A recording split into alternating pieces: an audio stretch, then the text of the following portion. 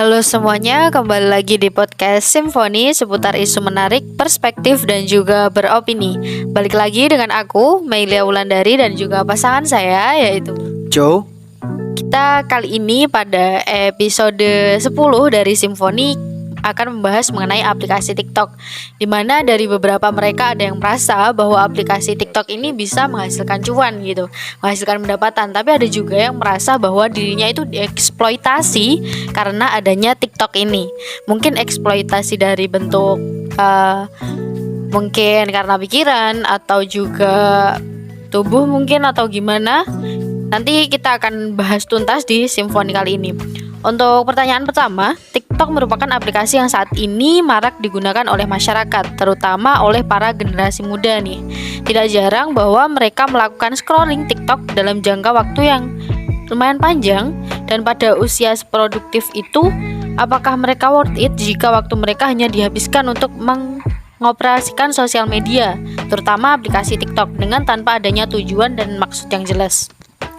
Oke, terkait ketika mereka sedang melakukan scrolling ya di TikTok, sebenarnya kita tidak bisa melihat dia ketika dia hanya melakukan scrolling aja gitu.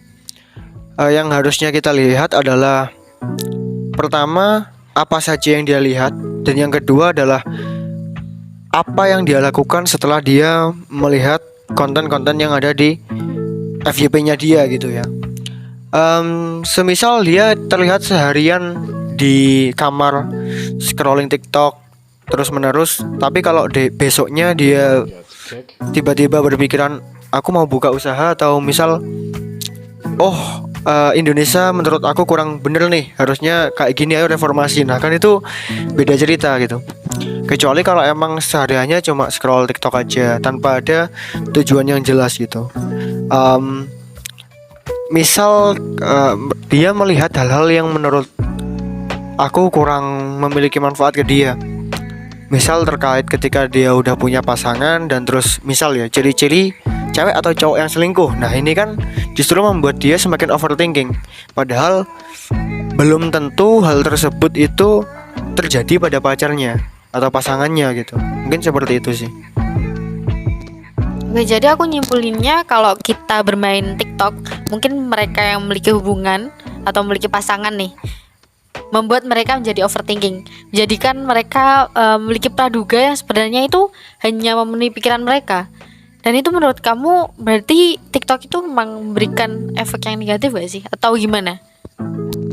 Sebenarnya positif atau tidaknya suatu konten itu tergantung bagaimana cara kita menerapkannya gitu.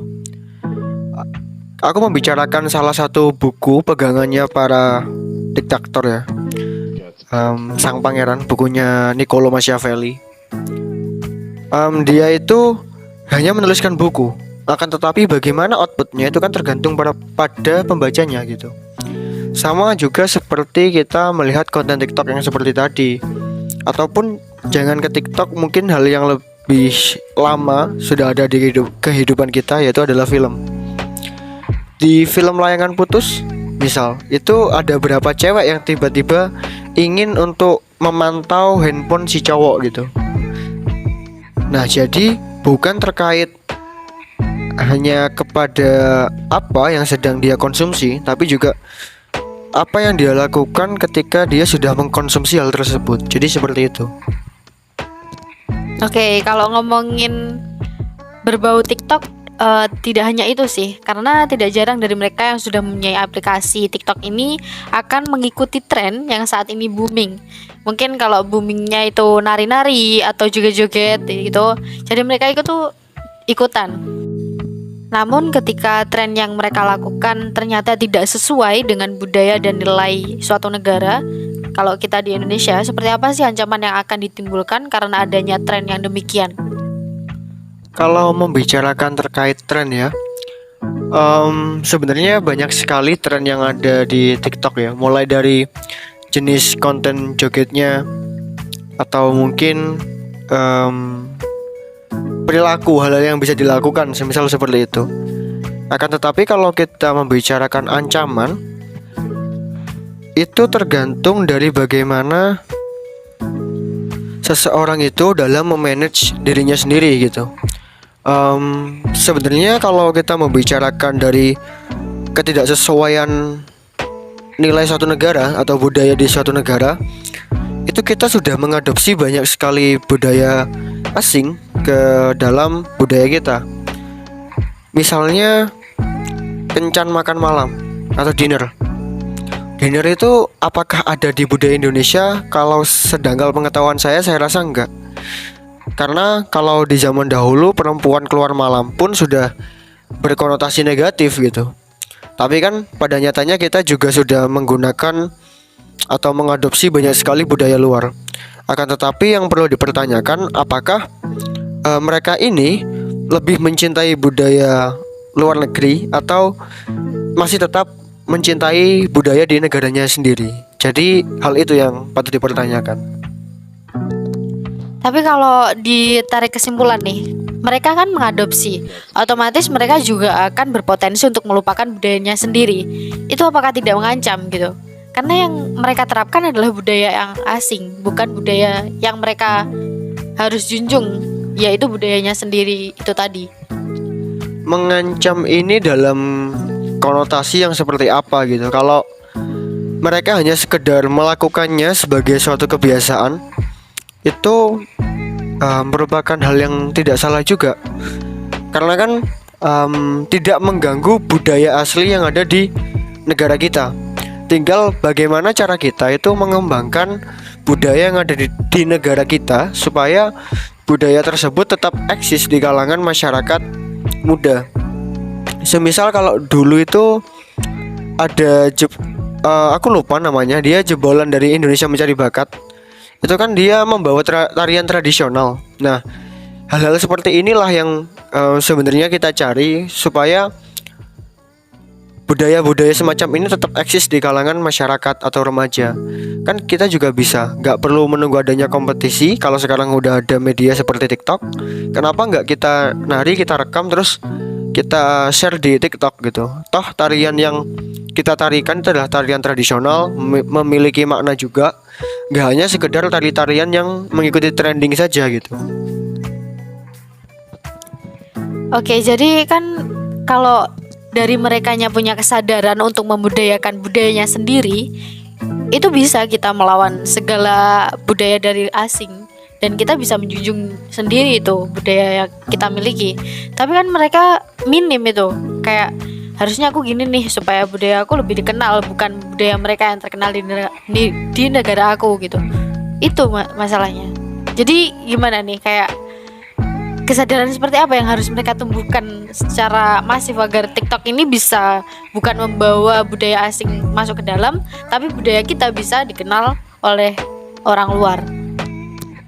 Sebenarnya yang pertama kali harus kita lakukan adalah membuat generasi kita memiliki rasa cinta terhadap budaya kita sendiri gitu. Dan hal-hal tersebut menurut saya harus sedikit dimodifikasi. Semisal kalau kita membicarakan budaya wayang, kita mungkin sudah tahu kisah Ramayana, tapi ada Sujiwo Tejo yang melakukan modifikasi terhadap cerita tersebut sehingga lebih asik lagi untuk dipahami oleh para kalangan remaja ini tadi. Kita harus mulai menyelipkan hal-hal seperti itu di pentas seni, misal di pentas seni, atau mungkin di kita kita kampanyekan melalui TikTok. Dan melalui hal-hal seperti ini, maka minimal pemuda kita masih mengetahui bahwasannya ini adalah budaya dari Indonesia sendiri. Baru lambat laun hal itu akan muncul rasa cinta. Karena kan kalau katanya pepatah kan, Witing tresno jalaran saka kulino. Padahal Witing tresno jalaran saka dikode sak bendino kan ngono. Oke, jadi dapat quotes nih. Kalau biasanya Witing tresno jalaran saka kulino, tapi diganti Witing tresno jalaran saka dikode saben dino. Jadi harus diberi kode setiap hari gitu ya, supaya peka gitu. Oke, kalau ngomongin budaya juga pastinya akan sangat panjang dibahasnya jika mengenai tren-tren yang sedang booming di TikTok. Bukan hanya mengancam budaya sih, karena terkadang TikTok juga mengancam jiwa manusia, di mana mereka tidak segan untuk melakukan aksi berbahaya demi mendulang popularitas serta bisa mengikuti sebuah tren. Seperti yang aku tahu, di Amerika itu ada tren yang sangat menurutku juga kurang masuk akal ya, harus menahan nafas paling panjang. Dan ada yang sampai nyawanya meninggal gara-gara tren itu. Lalu seperti apa sih dampaknya dalam jangka panjang jika hal-hal demikian itu terus berulang? Oke, terkait budaya yang tren yang di Amerika ya, bukan budaya Amerika itu, tapi tren yang di Amerika terkait seseorang yang menahan nafas atau lama-lamaan menahan nafas. Menurut saya sendiri sebenarnya itu bukan suatu masalah, karena menahan nafas sendiri itu bisa menjadikan kita sebagai penyelam yang natural. Nah, akan tetapi mindset dari para pengikut tren ini yang perlu diubah. Kenapa kok seperti itu? Karena mereka terfokus menahan nafas untuk mendapatkan kemenangan, bukan menahan nafas untuk melatih metode bernafasnya sendiri gitu. Kalau aku sih emang ada yang membahayakan dan menurut aku nggak masuk akal. Dulu sempat ada tren itu menjilat kloset bekas pasien COVID kalau nggak salah. Ini kan benar-benar nggak masuk akal gitu. Dimana di tempat lain itu kita berusaha melindungi diri dari virus COVID ini gitu, tapi mereka justru malah mendekatinya gitu. Dan menurut saya mendekatinya pun juga melalui hal yang sangat menjijikkan ya. Mungkin kalau minum bekasnya orang kena COVID itu masih masuk akal, tapi kalau sampai ke klosetnya ini, wah ini benar-benar di luar nalar saya sih. Jadi seperti itu.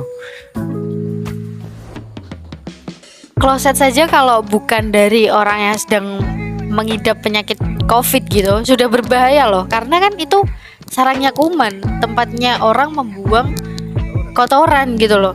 Jadi kalau menurut kamu nih, gimana sih kok bisa kayak mereka tidak memikirkan jangka panjangnya ketika mereka melakukan tren berbahaya itu?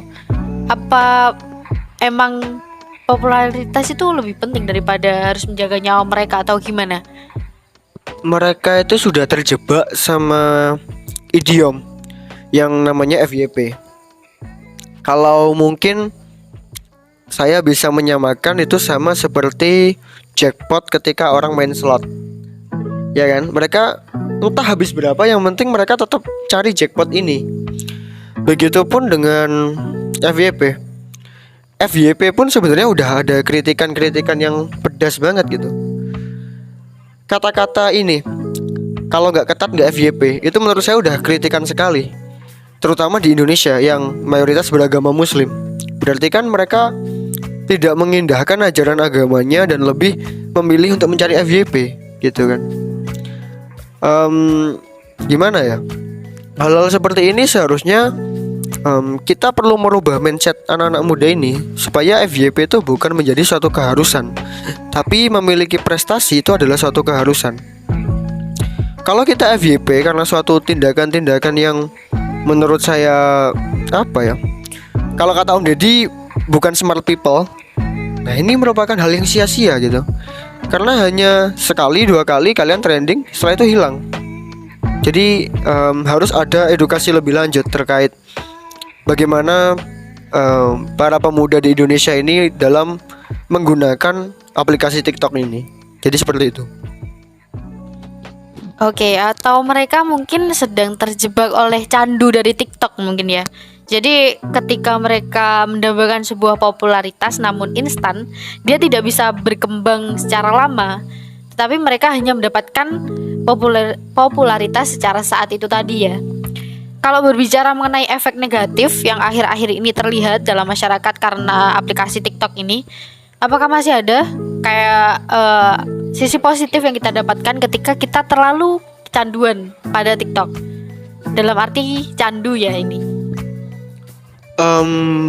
Gimana ya kalau kita membicarakan sisi positif kepada apa yang namanya TikTok? saya jadi teringat pemikiran Karl Marx. Candu terhadap agama pun itu menurut Karl Marx sudah dikritik loh, karena dia membuat manusia terlupa bahwa kondisi manusia saat itu sedang ditindas dengan yang namanya kapitalisme.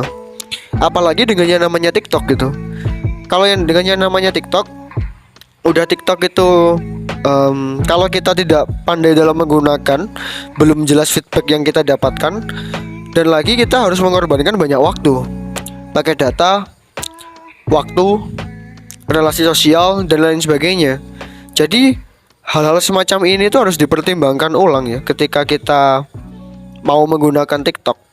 Atau kita minimal harus memiliki kontrol terhadap diri kita sendiri terkait kapan waktu kita bisa untuk menonton TikTok dan kapan waktu kita untuk mulai mengejar apa yang menjadi goals dari kehidupan kita. Jadi seperti itu. Oke, jadi menjadi orang yang memiliki tujuan dan juga maksud yang jelas ketika memakai TikTok gitu ya. Untuk closing nih, apa sih kiat bijak dalam menggunakan sosial media terutama pada aplikasi TikTok ini agar memberikan dampak yang mengarah ke hal-hal yang lebih positif gitu. Seperti kayak apabila melakukan tren yang berbahaya itu tidak terulang kembali. Apalagi bagi mereka yang memiliki usia yang masih produktif dan mereka bisa meraih prestasi mereka lebih tinggi daripada hanya terkungkung pada tren yang bisa mengancam jiwa mereka juga. Oke, terkait bagaimana kiatnya dalam bermain media sosial ya, terutama di TikTok. Mungkin saya akan menggunakan kutipan dari agama Islam, berhubung ini bulan Ramadan ya. Saya agak sok Islami nih. Ambil yang baiknya dan tinggalkan yang buruk. Jadi ketika kita menggali di konten-konten TikTok, kita harus memilih apa saja yang terbaik dalam konten ini dan meninggalkan yang buruk. Dan kalau kita sudah sadar bahwasanya di TikTok banyak yang buruk daripada yang baik, maka kita harus berupaya membanjiri TikTok dengan hal-hal yang baik. Jadi jangan mau kalah sama yang buruk. Mungkin seperti itu. Oke, jadi untuk quotes-nya apa untuk penutup pada malam ini? Pada episode kali ini maksudnya. Apa ya kalau quotes ya? Mungkin pesan aja sih. Bijaklah bersosial media karena jejak digital mengintai Anda. Mungkin seperti itu. Oke, keren. Jadi ketika kita bisa memanfaatkan apa yang menjadi aplikasi yang kita operasikan, maka pasti kita akan mendapatkan hal positif juga gitu. Karena sebagaimana kita memberikan kayak impact apa kepada aplikasi tergantung bagaimana kita menjalankan aplikasi tersebut. Oke, sekian mungkin dari kami. Kalau ada kurang lebihnya tentu kami mohon maaf, dan jangan lupa untuk kalian yang suka pada video kami untuk di like, subscribe, dan di share ke teman-teman kalian. Itu sekian dari saya. Aku pamit undur diri dan juga pasangan saya, dan see you next video.